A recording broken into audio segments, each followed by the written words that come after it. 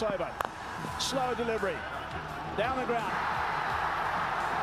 Goodness gracious me, what a finish. চলমান টি-20 বিশ্বকাপ বাংলাদেশের জন্য ঠিক সেভাবে খারাপ যাচ্ছে না। ইতিমধ্যে 2টি ম্যাচ খেলে একটি ম্যাচে জয় এবং অপরটিতে জিততে গিয়েও শেষ মুহূর্তে পরাজয়ের স্বাদ পেয়েছে টাইগাররা। টি-20 বিশ্বকাপের গ্রুপ ডিতে বাংলাদেশের সামনে এখনও রয়েছে 2টি ম্যাচ। পারফরম্যান্সে উন্নতি এনে থাকলে দ্বিতীয়বারের মতো টি-20 বিশ্বকাপের দ্বিতীয় রাউন্ড খেলার প্রস্তুতি নিচ্ছে নাজমুল হোসেন শান্তর দল।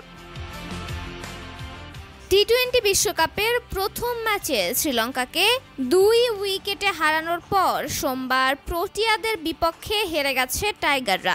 দ্বিতীয় ম্যাচ খেলে সুপার 8-এ ওঠার লড়াইয়ে বেশ ভালোভাবেই এগিয়ে আছেন সাকিব শান্তরা। তবে দক্ষিণ আফ্রিকার জয়ে গ্রুপ ডি থেকে তারা সবার আগে সুপার 8 নিশ্চিত করেছে।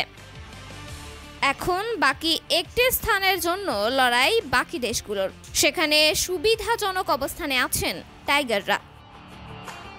এদিকে বিশ্বকাপে প্রথম ম্যাচে লঙ্কানদের বিপক্ষে হারতে বসা ম্যাচ জিতেই মাঠ ছেড়েছে বাংলাদেশ।